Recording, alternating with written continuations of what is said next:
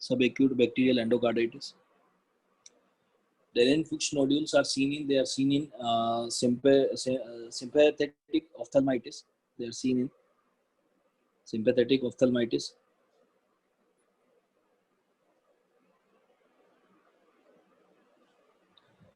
Sympathetic ophthalmitis is seen because of the penetrating injury to eye. Whenever there is penetrating injury to eye,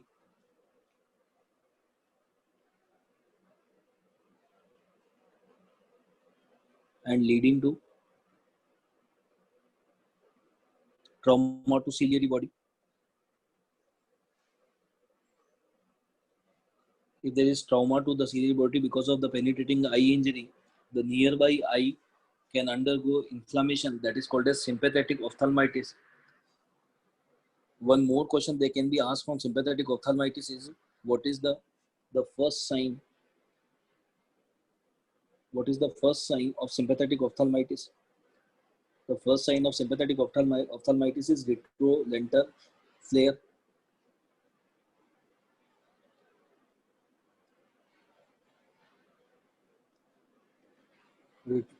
Retrolental flare is the earliest sign that is seen in sympathetic ophthalmitis.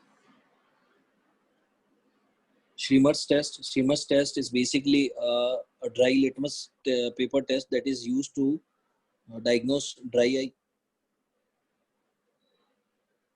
I have not added the image of Schremer's test. After the class, just do a Google search for Schremer's test and see the image.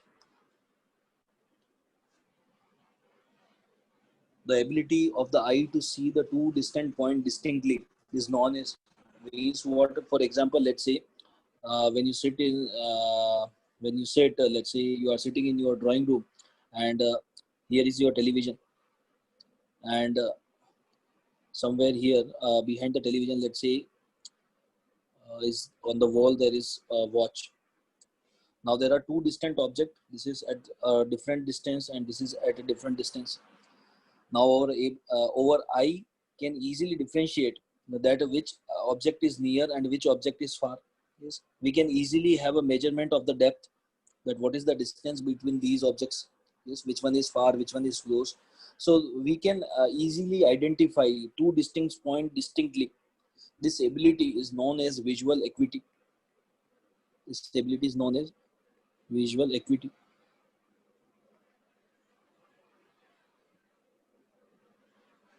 Visual acuity. The epithelial lining of conjunctiva. The epithelial lining of conjunctiva is stratified, squamous, non-keratinized.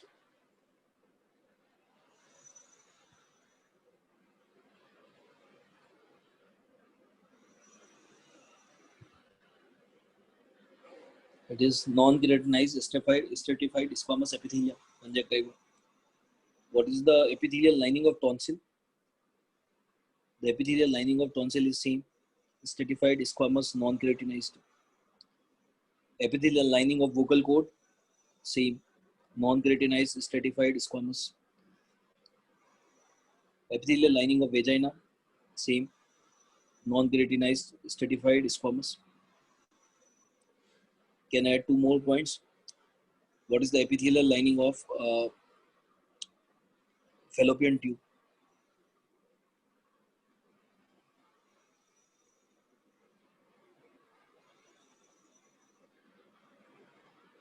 Yes. What is the epithelial lining of fallopian tube? The answer will be ciliated columnar epithelium.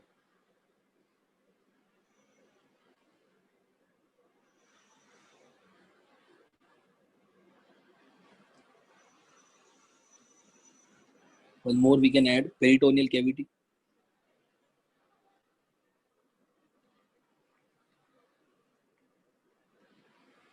Peritoneal cavity. It is simple squamous.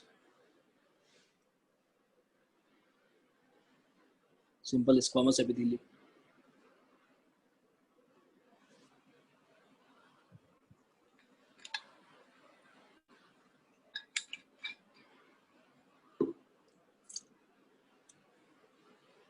Acanthamoebic keratitis is usually associated with, they are usually associated with contact lens users.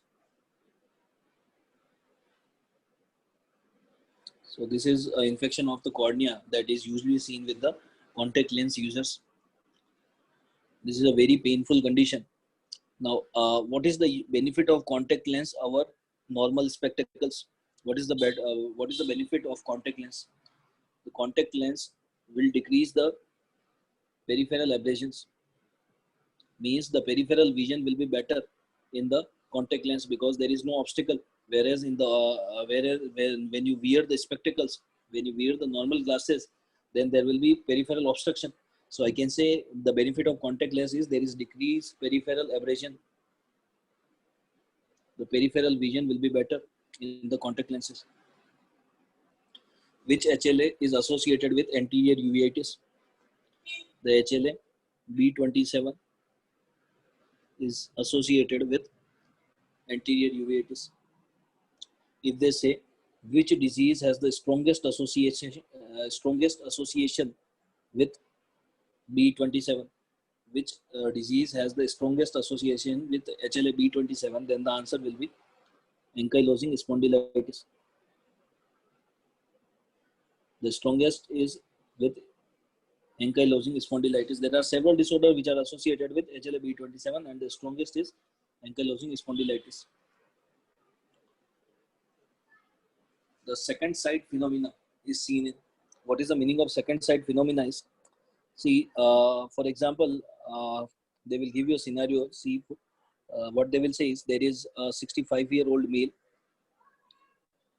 He was using glasses for last, let's say, 30 years. And suddenly, now, he is able to read.